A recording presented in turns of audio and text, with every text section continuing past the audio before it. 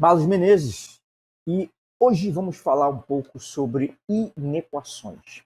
Qual é a definição e como a gente pode resolver, chegar a conjunto de solução das inequações, né? Sejam elas quais forem. Hoje, na verdade, a gente vai dar uma palhada, começar o assunto, não vamos aprofundar tanto, mas já vai ser o suficiente para matar muita questãozinha do Enem. Então vamos lá. Vamos primeiro, então, começar pela definição, né? O que deveria ser inequação? Imagine só que eu tenha duas funções, tá? Eu tenha uma função que é o meu f de x e uma função que é um g de x. E essas funções têm os seus domínios em R. Vamos considerar que elas têm o domínio em R. Ou têm os seus respectivos domínios lá, quaisquer que sejam. Então, as inequações possíveis vão ser f de x maior do que g de x, f de x menor do que g de x, f de x maior ou igual a g de x e f de x menor ou igual a g de x. Eu fui diminuindo aqui o tamanho da letra, mas são igualmente importantes.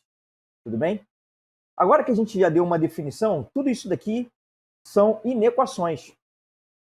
E essas inequações, agora, para a gente começar a tratar sobre elas, vamos dar alguns exemplos. Exemplos de inequações. Olha só, vou para o primeiro exemplo aqui.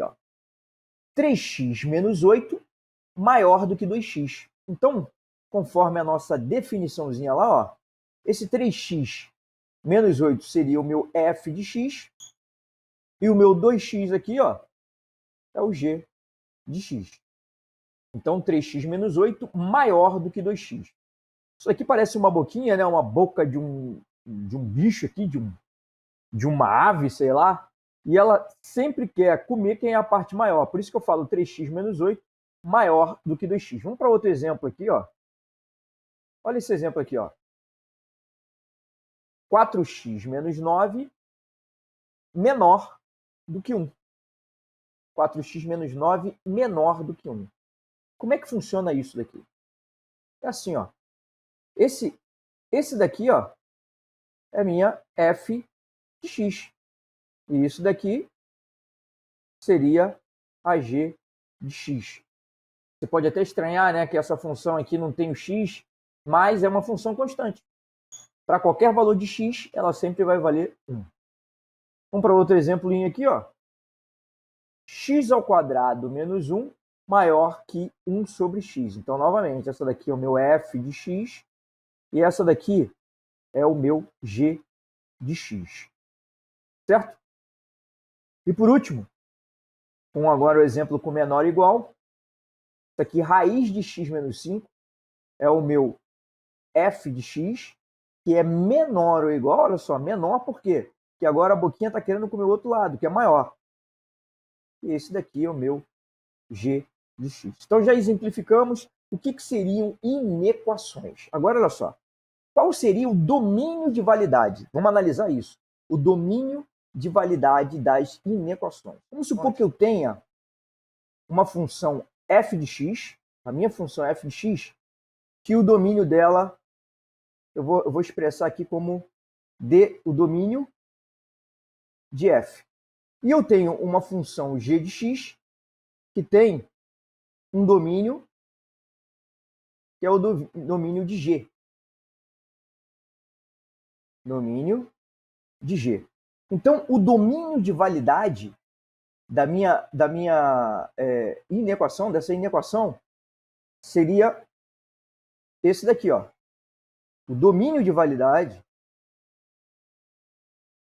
seria igual à interseção entre esses dois domínios. Domínio de f e interseção, o domínio de g. Esse seria o domínio de validade da inequação. Tá bom?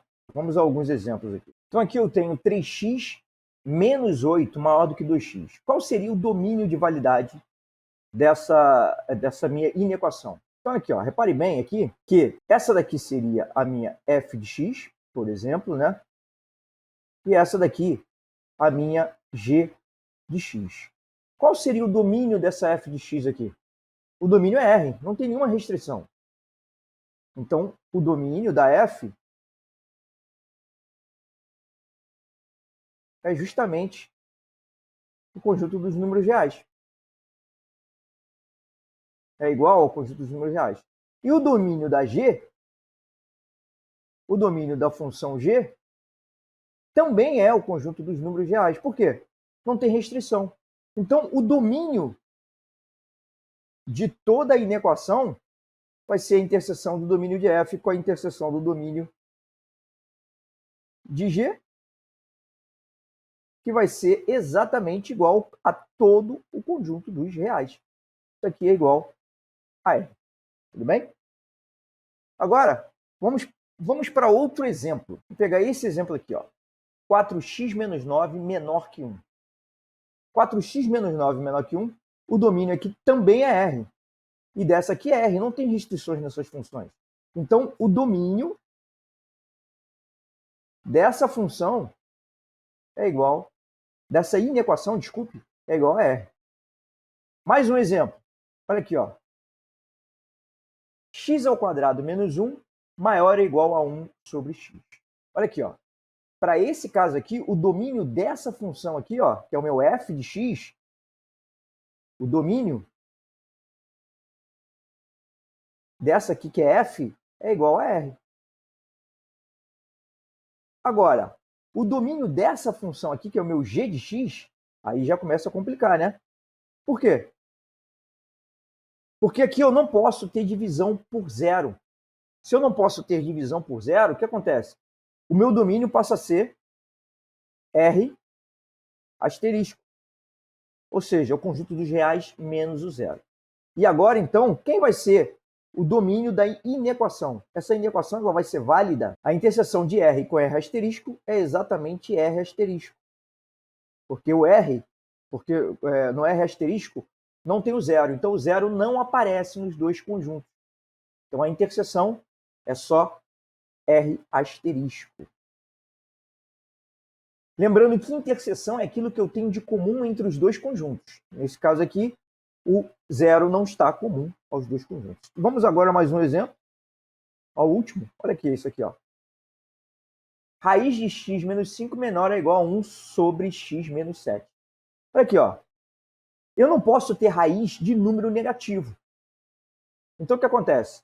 A primeira restrição que eu tenho, para eu encontrar o domínio dessa função aqui, que é o meu f de x, ó, o que eu tenho que fazer para encontrar o domínio dela? Eu tenho que lembrar que eu não posso ter raiz de índice par de um número negativo, então eu vou ter que x menos 5 vai ter que ser maior ou igual a zero. O x tem que ser maior ou igual a 5. Isso aqui a gente vai ver um pouquinho mais para frente. Por que é possível a gente fazer isso? A gente está tratando isso daqui como se fosse uma equação, né? Colocando a mesma função para os dois lados, mas operando da mesma forma dos dois lados dessa inequação, mas a gente vai ver, quando a gente estiver falando dos princípios das inequações, quando é que isso é válido, quando é que eu posso fazer e como é que eu faço. Agora, aqui do outro lado, do meu g de x, ó, que está aqui, o que eu tenho aqui para o meu g de x? Eu tenho uma outra restrição ali, ó. Por quê?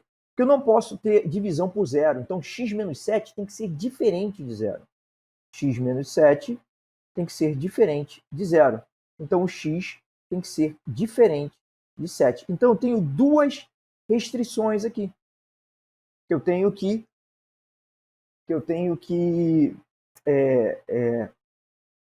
encontrar a interseção entre os dois domínios, para poder aí sim fazer a interseção entre esses domínios. Então, aqui, ó, o domínio de f vai ser igual a x pertence a R,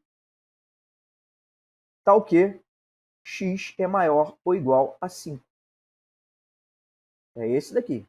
E o domínio de g, da função g, vai ser igual a x pertencente a R, tal que x tem que ser diferente de 7. E agora, como é que eu faço para encontrar a interseção entre esses dois domínios? Eu tenho que fazer um gráficozinho, uma representação gráfica, para ficar mais fácil. Então, olha só. Eu vou chamar esse domínio aqui, ó, de 1, tá? Para ficar mais fácil, ó. Vai ser a minha primeira representação gráfica 1, e aqui a representação gráfica 2. Como é que eu faço isso? Eu coloco assim, ó. Eu tenho o 5, tenho o 7. Por que eu botei esses dois números? Porque o 5 apareceu aqui e o 7 apareceu aqui. E nas linhas, o que eu tenho são os dois domínios, ó. É o domínio da primeira, que eu vou representar, e o domínio da segunda função, que é o g, que eu vou representar aqui. Certo? Então, o que eu quero, olha só, para que o domínio da função f, ele tem que ser qualquer valor de x pertencente a r, só que o x tem que ser maior ou igual a 5. Então, meu domínio é assim, ó. Para ser maior ou igual a 5, eu fecho a bolinha aqui no 5, demonstrando que o 5 faz parte da minha solução, e eu pego todos os valores maiores do que... Então, aqui eu representei graficamente o domínio da função f. Agora, como é que eu represento o domínio da função g? O domínio da função g é assim, ó. É todo mundo com exceção do número 7. Então, aqui no 7, eu coloco uma bolinha aberta para dizer que não faz parte da minha solução. Ou seja, o 7 não faz parte do domínio. Só que eu não quero nem o domínio da 1, nem o domínio da 2. Nem da função f, nem da função g. O que eu quero é a interseção entre os dois domínios. Então, aqui eu vou botar um i de interseção. E como é que seria a representação da interseção entre os dois? A interseção é assim, ó. O que está nos dois conjuntos vai entrar no meu conjunto de interseção também. Então, aqui, ó. O 5 está nos dois conjuntos? O 5 está nos dois conjuntos. Então, vou marcar ele aqui, ó. O 5 vai entrar com a bolinha fechada. Ó, todo mundo que está dentro, antes do 5, aliás, olha aqui, ó, ninguém entra só a partir do 5. Por quê? Porque aqui, ó, no meu domínio 1, não tem ninguém antes do 5. Tem que ter nas duas representações para aparecer na minha interseção. Depois do 5, aparece todo mundo nas duas, com exceção do 7. Então, aqui, ó, o 7 fica fora e eu marco todo mundo aqui. Então, o domínio de validade da minha equação, da minha inequação, desculpe, vai ser igual x pertencente a R, aqui, ó, estou olhando aqui e vou analisar, ó. Primeiro, x tem que ser pertencente a R, tá o quê? O x tem que ser maior do que 5, ó, mas não basta só isso, maior ou igual a 5, e também tem que ser diferente de 7. O 7 não pode entrar. Então, aqui, ó, eu acabei de definir o domínio de validade dessa minha inequação, dessa inequação que eu exemplifiquei aqui. Tudo bem? Agora, olha só. Vamos entrar com um conceito diferente, que é o conceito de inequações equivalentes. Inequações equivalentes são aquelas inequações que têm o mesmo conjunto de solução. Simplesmente isso. Então, eu vou escrever aqui. Inequações equivalentes são inequações que apresentam o mesmo conjunto solução. Esse é o conceito de inequação equivalente. Basta isso. Agora vamos exemplificar para ficar mais claro. Lógico, né? Tem que exemplificar. Então aqui, ó. Olha só esse exemplo aqui, ó. Eu já separei aqui. 2x mais 4 maior que 2. Como é que eu vou encontrar o conjunto de solução? Da mesma forma que eu encontrei no outro exemplo. Conjunto de solução para a gente encontrar... Na verdade, eu não encontrei o conjunto de solução, encontrei o domínio. Mas para eu encontrar o conjunto de solução dessa inequação aqui, ó, eu vou esmiuçar por que é possível isso quando eu falar dos princípios mais à frente. Mas aqui, ó, eu posso primeiro isolar esse x aqui, ó. Como é que vai ficar? Vai ficar, ó, 2x maior que 2 menos 4. Eu vou ter 2x maior que menos 2. Se eu dividir os dois lados por 2, eu vou ter que x vai ter que ser maior do que menos 1. Então, essa daqui, ó, o meu primeiro conjunto de solução, então, primeiro conjunto de solução, que é o conjunto de solução dessa inequação aqui, vai ser igual a x pertencente a R, tal que o x tem que ser maior do que menos 1. Esse é o meu conjunto de solução dessa minha primeira inequação. Agora vamos para a segunda. Olha só. X, ó, o que eu posso fazer? Eu posso, isolando da mesma forma o x, ó, eu posso falar que x é maior que 1 menos 2. Ou seja, x maior que menos 1. Aqui. Como eu encontrei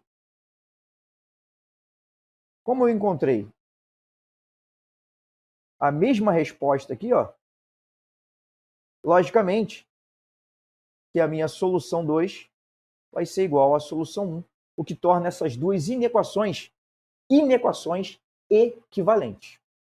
Certo? E agora a gente vai justamente falar dos princípios. Os princípios que regem as inequações. Dois princípios. Princípio 1. O que eu posso falar do primeiro princípio? É o seguinte, ó. Vamos supor que eu tenho uma seguinte inequação do tipo... Vou colocar aqui. Eu tenho uma f de x maior do que um g de x. Tudo bem? Esse primeiro princípio me diz o seguinte. Se eu somar, e essa inequação aqui, eu vou supor que ela seja válida num determinado domínio, tá? Tem um domínio aqui que ela é válida dentro de um determinado domínio. Se eu pegar uma função h de x e somar essa h de x dos dois lados, então se eu pegar assim, ó, f de x mais h de x maior do que g de x mais h de x, eu somei h de x dos dois lados. Isso significa o quê? Que eu vou ter duas inequações equivalentes. Essa inequação aqui vai ser equivalente a essa inequação aqui. Então, deixa eu botar aqui. Elas vão ser equivalentes. Certo? Esse é o primeiro princípio. Falando então agora do princípio 2, novamente, se eu tenho uma função f de x, uma inequação do tipo f de x maior do que g de x. E eu tenho aqui duas possibilidades nesse princípio 2. Vamos supor que eu tenha a primeira possibilidade sendo um h de x, eu tenho um h de x que seja maior do que zero. Então, se eu tenho um h de x maior do que zero e multiplico ambos os lados dessa inequação por h de x, ou seja, se eu faço f de x vezes h de x, isso vai ficar, e fizer maior, afirmar que f de x vezes h de x é maior do que g de x vezes h de x, o que acontece? Eu tenho que isso daqui é equivalente à primeira inequação, que é f de x maior do que g de x. Então, essas aqui, ó, essas duas são inequações, passam a ser inequações equivalentes. Mas ainda no segundo princípio, eu posso ter o seguinte. Eu posso ter um segundo caso aqui, no qual o h de x é menor do que zero. Se o meu h de x for menor do que zero, o que vai acontecer é o seguinte, ó, f de x vezes h de x menor do que g de x vezes h de x. Isso daqui vai ser equivalente à minha inequação original, que é o f de x maior do que g. Repare bem aqui que aqui eu troquei o sinal. Por que eu troquei? Justamente porque o meu h de x é menor do que zero. Isso funciona também nos outros tipos de inequação, né? No menor do que zero, no maior do que zero, menor ou igual a zero e maior ou igual a zero. E aí, nesse caso aqui, as minhas duas inequações equivalentes vão ser essas daqui, ó. Essas duas vão ser equivalentes. Equivalentes. Ótimo. Já vimos isso tudo. Agora vamos mais alguns detalhezinhos sobre inequação. Nem tão importantes, mas que também pode surgir alguma diferença, alguma dificuldade de interpretação, digamos assim. Vamos lá. Qual é a diferença entre solução e o conjunto solução de uma inequação? A diferença é o seguinte, ó, que a solução, obviamente, a solução ela é particular. Enquanto que o conjunto solução, ele é geral. Como assim? Vamos lá. Vamos pegar um exemplo aqui, ó. X mais 8 maior que x mais 11. Agora sim, a gente pode resolver isso aqui com mais propriedade. Por quê?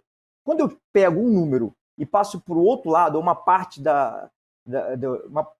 de um dos lados da inequação e coloco para o outro lado, na verdade, o que eu estou fazendo é somando por funções dos dois lados. Então, aqui nesse caso aqui, ó, por exemplo, aqui, ó, eu quero isolar o valor de x, eu quero botar todo o x do mesmo lado. O que eu faço? Nesse caso aqui, eu posso subtrair os dois lados por x. Os dois lados, o meu h que eu vou somar vai ser menos x. Supondo um h de x igual a menos x, o que eu vou ter? Ó, supondo que eu tenho um h de x igual a menos x. Lembra? Isso daqui era o primeiro princípio que a gente estudou das inequações. Esse primeiro aqui continua sendo o meu f de x.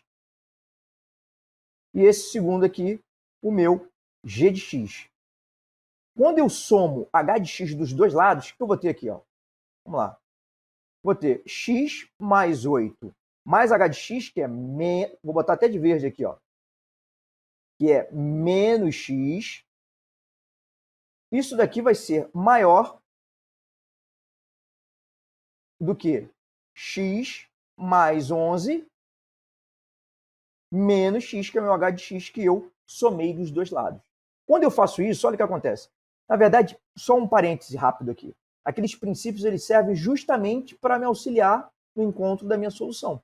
E olha o que acontece, o que vai acontecer aqui. Ó. Eu vou poder cortar x menos x dá zero. Corto esse com esse, x menos x dá zero. E aqui eu encontrei a seguinte desigualdade aqui. Ó. Eu encontrei que 8 é maior do que 11.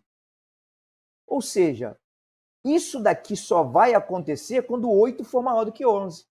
E sabe quando 8 vai ser maior do que 11? Nunca! Não vai ser maior do que 11. Então, o meu conjunto solução vai ser quem aqui? Vazio. Então, meu S aqui, nesse caso, meu conjunto solução é igual a vazio. Se o conjunto solução é vazio, significa que eu não tenho nenhuma solução. Mas vamos ver um outro exemplo aqui. Ó. Porque eu quero diferenciar o que seria uma solução particular de um conjunto solução. Se eu tenho aqui, ó, x mais 5 igual a 9, como é que eu faço? O meu h de x aqui vai ser o menos 5, porque eu quero eliminar esse menos 5 aqui para deixar o x sozinho. Mas agora eu vou fazer direto, tá? Eu vou fazer de um modo mecânico. Como é que eu faço isso daqui, então?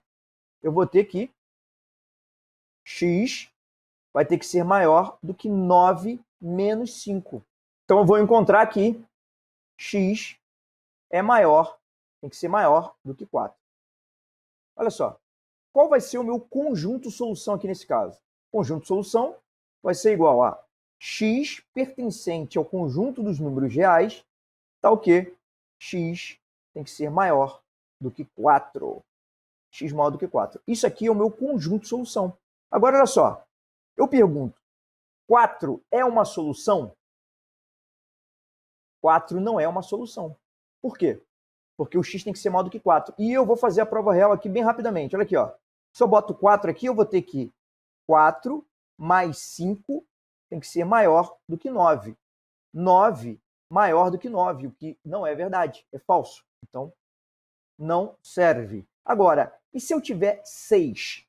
6 é uma solução? Sim, é uma solução, mas não é o meu conjunto de solução. Por que 6 é uma solução? Ó? Vou fazer novamente aqui. Ó. Vou substituir aqui, em vez de escrever x, eu vou escrever 6. E eu vou ter 6 mais 5 maior do que 9. 6 mais 5 dá 11, né? 11 maior do que 9. Agora sim. Então, 6 é uma solução e x pertencente a R tá o quê? X maior do que 4 é o meu conjunto de solução. Tá ok? Então, agora a gente já sabe a diferença entre uma solução, que é particular, e o conjunto de solução, que é geral. No caso, para resolver uma inequação. Agora, olha só. Vamos falar agora a respeito de alguns tipos de inequações que a gente pode encontrar. Vamos aqui, ó. Tem uma inequação, um tipo de inequação que é, ou na verdade, é um conjunto de inequações, que são inequações simultâneas. Isso aqui acontece quando eu tenho o seguinte, ó. Quando eu tenho uma inequação do seguinte tipo. F de x, por exemplo, maior ou igual a g de x, que é maior ou igual a um h de x. Então, olha só. Eu tenho isso daqui. E eu posso pegar isso daqui e transformar em duas outras inequações, que tem que acontecer simultaneamente para que isso seja verdade. Então, essas duas equações simultâneas, elas vão ser equivalentes a essa única sozinha aqui. Então, o que eu vou ter aqui é o seguinte, ó. Isso daqui é equivalente a eu escrever f de x maior ou igual a g de x e g de x maior ou igual a h de x. Então, quando eu tenho isso daqui, ó, quando eu tenho esse primeiro caso aqui, para eu resolver, eu transformo nesse conjunto de equações simultâneas. Tudo bem? Eu também posso ter inequações produto. É o seguinte, ó. Se eu tiver, por exemplo, também. Porque quando eu falo por exemplo, porque pode ser maior do que zero, maior do que menor do que zero, pode ser uma maior do que a outra. Ou seja, aqueles sinais, todos os sinais maior, menor, maior ou igual, menor ou igual, são todas válidas para o caso. Eu só estou exemplificando com maior ou com menor, mas pode ser qualquer um desses casos. Se eu tiver aqui, ó, f de x vezes g de x maior do que zero. O que vai acontecer? O que eu tenho isso daqui? Para eu solucionar isso daqui, só são dois casos possíveis. Os dois casos, o primeiro caso disso aqui é o seguinte, ó. Isso vai acontecer quando eu tiver o f de x maior do que zero e o g de x maior do que zero, porque se os dois forem sempre maiores do que zero, o que vai acontecer? Sempre não. Quando nos pontos em que f de x for maior que zero e g de x maior do que zero, a multiplicação dos dois vai dar um número maior do que zero. E eu também posso ter f de x menor do que zero e g de x menor do que zero. Se as duas funções forem menores do que zero, a multiplicação sinal negativo vezes sinal negativo, eu tenho sinal positivo como resposta. Então, a inequação do produto funciona assim. E também daí já parte também... Agora, falando sobre inequações quociente, o que acontece? É bem parecido com a inequação do produto, onde eu tenho um produto entre duas funções. Mas aqui, ó, vamos lá, vamos trabalhar um pouquinho aqui. Ó. Se eu tenho f de x sobre g de x, por exemplo, maior do que zero. O que eu tenho? Esse g de x aqui ele tem que ser necessariamente diferente de zero. Eu não posso ter uma divisão por zero. Então, o meu g de x aqui, ele tem que ser diferente de zero. E aí, como é que eu vou ter isso aqui? Como é que vai ficar isso daqui? Ó? Primeiro, se o f de x for maior do que zero e o meu g de x e o meu g de x for maior do que zero, o que eu tenho? Eu vou atender a essa situação. Por quê? F de x dividido por g de x, ambos positivos, eu vou ter como resposta um número maior do que zero. Assim como, se f de x for menor que zero e g de x também for menor que zero, eu vou ter como resposta um número maior do que zero para essa divisão. Tudo bem? Então, já demos uma palhada bem legal aí sobre inequação. Agora, vamos partir para a questão do Enem. Vamos então agora fazer a questão 171 da prova amarela de 2015. Tudo bem? Vamos lá. O proprietário de um parque aquático deseja construir uma piscina em suas dependências. A figura apresenta a vista superior dessa piscina, que é formada por 3 setores circulares idênticos, com ângulo central igual a 60 graus, conforme mostra aqui. Ó. O raio R deve ser um número natural. O que é um número natural? Número natural é aquele pertencente ao conjunto dos números naturais, né? Que é o mesmo conjunto dos números inteiros não negativos. É o 0, o 1, o 2. Então, o conjunto dos números naturais é esse. Quer dizer, 1, 0, 1, 2 e assim sucessivamente, até o infinito. O parque aquático já conta com uma piscina em formato retangular com dimensões 50 metros por 24 metros. O proprietário quer que a área ocupada pela nova piscina seja menor que a ocupada pela piscina já existente. Considere 3 como aproximação para π. O maior valor possível para R em metros deverá ser... Então, vamos lá, olha só. Isso aqui a gente cai numa inequação. É uma inequação. Por quê? Porque ele está me dizendo aqui, o proprietário, ele quer o seguinte, ele quer que a área nova seja menor que a área antiga. Aqui, ó, o proprietário quer que a área ocupada pela nova piscina seja menor que a ocupada pela piscina já existente. Tudo bem. Primeiro, como é que eu calculo a área já antiga, a área existente? Essa área aqui, ó. Isso aqui é a área de um retângulo, que é esse retângulo aqui, ó. Como é que calculo a área de um retângulo? É só multiplicar as duas dimensões. 50 vezes 24. E eu já sei de cabeça que isso dá 1.200. Por quê? Eu uso uma técnicazinha meio doida para resolver isso daqui. Porque sempre que eu multiplico por 0,5, eu encontro metade.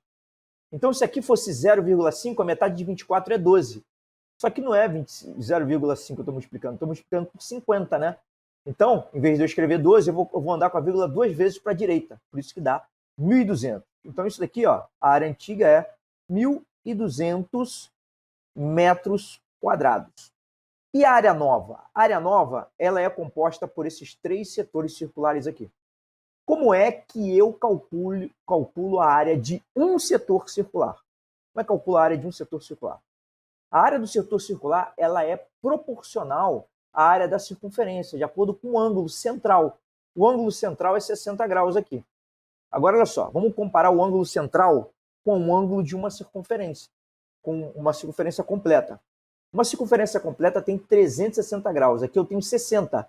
6 vezes 60, 360. Então, cada uma dessas áreas aqui, ó, cada uma dessas áreas, desses setores circulares aqui, ó, a área é igual a 1/6 da área de uma circunferência, de um círculo, desculpe. Circunferência não tem área, né? É o círculo que tem área, que é a parte central da circunferência. A borda mais a parte central. Então, a área é 1/6 da área do círculo. E quanto é que é a área do círculo? Como é que calcula a área do círculo? É πr ao quadrado. Πr ao quadrado.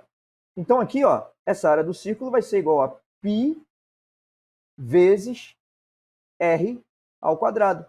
Só que ele disse que é para eu considerar o π como aproximadamente igual a 3. Então, isso daqui vai ser aproximadamente igual a 3r ao quadrado. Tudo bem? Então, agora a gente já pode descobrir quanto é essa área nova aqui, ó.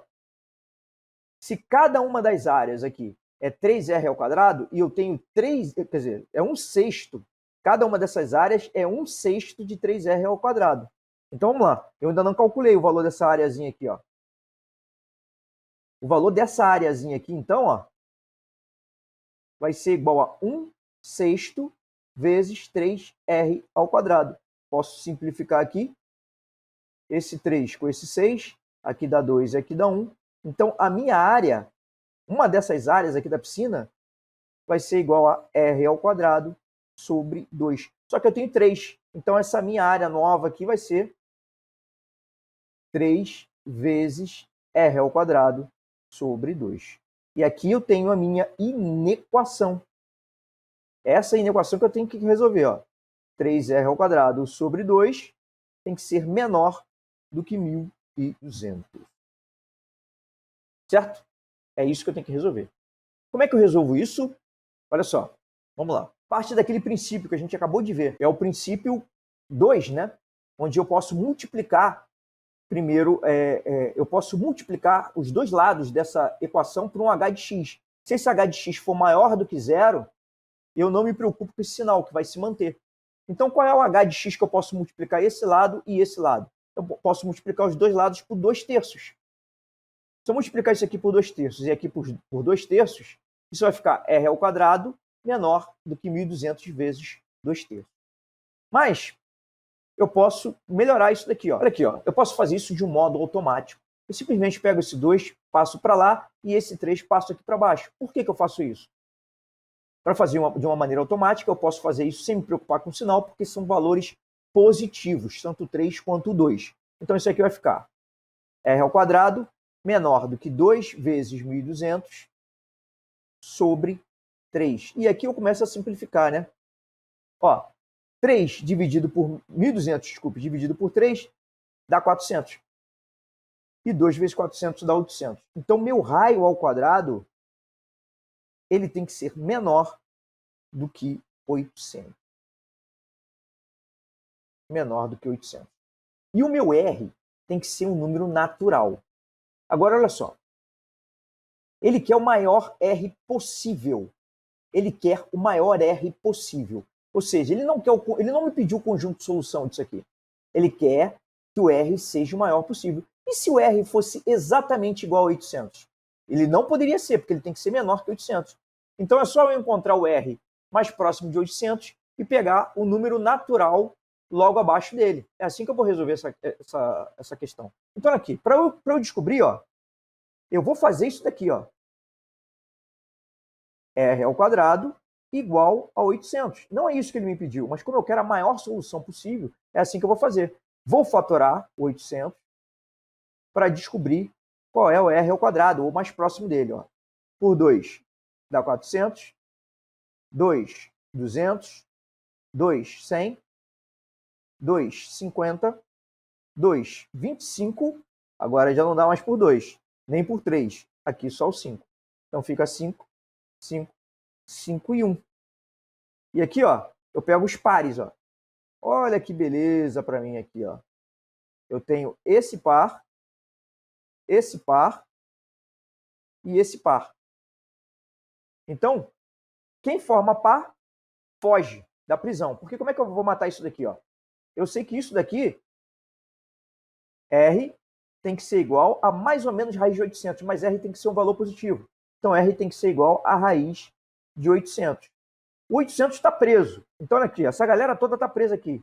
Se dividir em grupos, quem formou par, fugiu. Quem não formou par, ficou lá dentro, preso. Então, R vai ser igual a 2 vezes 2 vezes 5, 4 vezes 5, que dá 20 raiz de 2. Então, aqui, passando esse valor de R para essa inequação aqui, ó, eu tenho, então, que R tem que ser menor do que 20 raiz de 2. Bom, você pode aqui agora ou lembrar que a raiz de 2 é aproximadamente igual a 1,41, e aí essa é uma forma de fazer. Você lembrar que esse camarada aqui, ó, a raiz de 2, é aproximadamente igual a 1,41. Ou então, você utiliza as alternativas aqui, ó. Então, vamos lá. Olha aqui, ó. 20 raiz de 2. Olha aqui, ó. Vamos lá. Você pode utilizar as alternativas e utilizar essa linha aqui que eu tô, da resolução. R ao quadrado tem que ser menor do que 800. Mas, partindo aqui primeiro, vamos fazer, ó. 20. Vamos fazer aqui do lado, ó. 1,41 vezes 20. Aqui, ó. 282. Boto um zerinho aqui e ando 2 vezes com a casa, que dá 28,2 aproximadamente. Se R tem que ser um número natural e menor do que 28,2, então já de cara eu ficaria com a letra B de bola. B de bola. Só que eu posso fazer de outro jeito também. Eu posso pegar essa linha daqui, ó, R ao quadrado menor do que 800, e ir testando as alternativas. Olha aqui, ó. Quanto é 16 ao quadrado? 16 ao quadrado, a gente vai fazendo aqui. Pego um trechinho lá do meu rascunho, ó. 16 vezes 16. Para quem não decorou, 6 vezes 6, 36, vai 3. 6, 7, 8, 9. 16 aqui. 6. 9 mais 6, 15. Vai 1, dá 256. Então, R ao quadrado, no caso aqui do 16 vezes 16, deu 256. Só que ele quer o maior R possível. Vamos agora fazer 28 vezes 28. Vamos lá. Opa, deixa eu botar um lápis amarelo aqui também, para seguir o padrão de rascunho. 28 vezes 28. 8 vezes 8, 64. Vai 6. 2 vezes 8, 16. Mais 6, 22. 2 vezes 8, 16. Vai 1. 2 vezes 2, 4. Com mais 1, 5. Então, aqui dá 4. Aqui dá 8. E aqui dá 7. 784. Vamos supor que a gente não saiba que essa é a resposta. Vamos ver qual é a próxima alternativa lá, ó. 29, aqui na letra C. Vamos fazer 29 vezes 29. Lembrando que a gente tá elevando ao quadrado para comparar, ó. R ao quadrado tem que ser menor que 800. Se eu encontrar um valor maior que 800, eu descarto essa possibilidade. Não pode. Então, vamos lá. 29 vezes 29. Vamos ver quanto vai dar. 9 vezes 9 dá 81, vai 8 aqui. 2 vezes 9, 18. Mais 8 dá 26. 2 vezes 9, 18, vai 1 de novo. 2 vezes 2, 4, com mais 1, 5. Agora, somando, dá 1. 8 mais 6, 14. Vai 1 de novo. 5 mais 3, 8. 841. Então, 29 ao quadrado, que é R ao quadrado, passou de 800, deu 841. E com isso eu descarto essa possibilidade. Então, 29 vezes 29 está fora. O 28 vezes 28 foi confirmado. Por quê? 31 vezes 30. Se 29 vezes 29 passou de 800, ainda mais 31 vezes 31. E mais ainda 49 vezes 49. Então, confirmadíssimo, letra B de bola é 28, o meu R. Então, pessoal, hoje a gente ficou por aqui, com essa aulinha relativamente simples de inequação. A gente não resolveu questões envolvendo inequações de funções quadráticas, né, envolvendo funções quadráticas. Só que agora a gente fica por aqui. Hoje, só peço a vocês que continuem estudando e mando a vocês um grande abraço. Fique com Deus. Tchau, tchau.